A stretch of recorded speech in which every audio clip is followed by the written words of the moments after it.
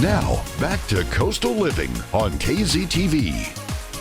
Hey there, everybody. Thanks for joining us on Coastal Living. I'm here with Vanessa Hancock and Jennifer Aguilar to talk about the Music and Memory program at a local retirement community. Now, I've seen some articles lately, actually, wandering around Facebook about the power of music and memory. People suffering from Alzheimer's and dementia are able to sort of come back to when they're hearing music they're familiar with. So tell me about how powerful that can be. Well, actually, if you've ever traveled, been in a place that you don't know where to go, you might feel a little lost. All the time. There might be some, language, different language that people are speaking. And so having that feeling of not knowing where to go or not knowing what to do, that's kind of your starting point. That's your base. So, for instance, one of our residents tells me, this is from his anecdote here. So let's say you've been traveling, you wake up and there's somebody in your kitchen. And so you don't know, like, who are they? So you start asking them questions. Who are they? What are you doing here? Whatever way you would cope normally, that's the way you're going to cope. Which is usually like you're freaking out and you want answers fast. Right, possibly, right? And so let's say this person, he's trying to explain it to you. You don't understand what he's saying. You're just trying to get a grasp of it, right? And so all of a sudden you hear a song. And then he starts to sing to you. And it's something that you recognize. It's something that's dear to your heart. I'm getting all warm and cozy. Right. And then you feel calm, right? So you're changing. It might be confusion, like, how does he know this? Or, why is he singing this to me? But then a veil lifts, and all of a sudden you realize, well, this is your fiance. This is your husband. And so instead of screaming at him, who are you? Now you know, oh, I know you. This means something to me, and this means something to you. Wow. And so that's basically the power of music and memory. Amazing. And where did this program originate from? The concept that this is actually something that is effective to people. There's science and there's studies behind it now. And so you guys just decided to adopt that program? Well, we adopted the program. A gentleman by the name of Dan Cohen actually created Music and Memory.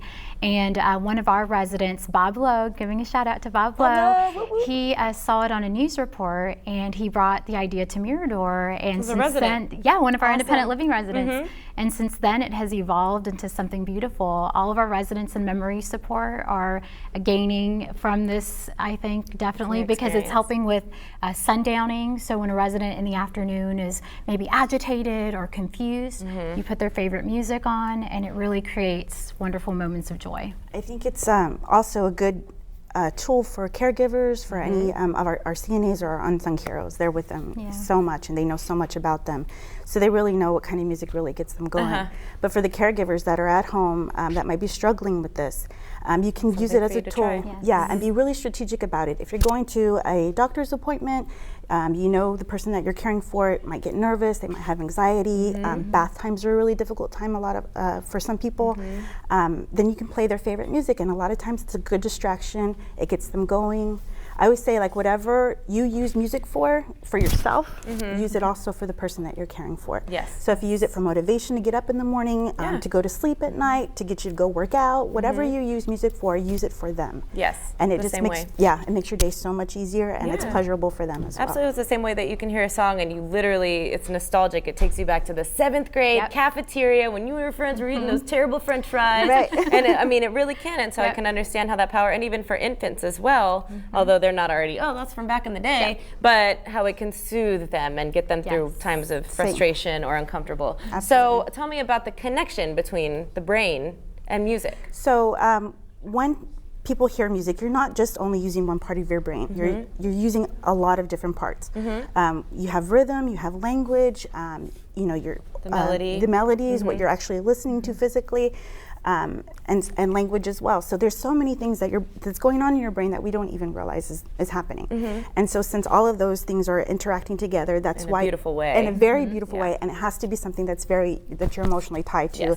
It'll start to bring up those other, your short-term memory that you've been losing, your long-term memories that are stored away, and it all just kind of comes together. That is so amazing. So it's just all that activation in the brain. It just blooms. Well, there's no denying the power of music on people just in general. We all know that. That's why it's been around for so long. Now, there's an opportunity for people to donate and to get involved in this by donating and helping you guys expand this program. So from now until the end of October, we are accepting new or gently used MP3 players or iPods.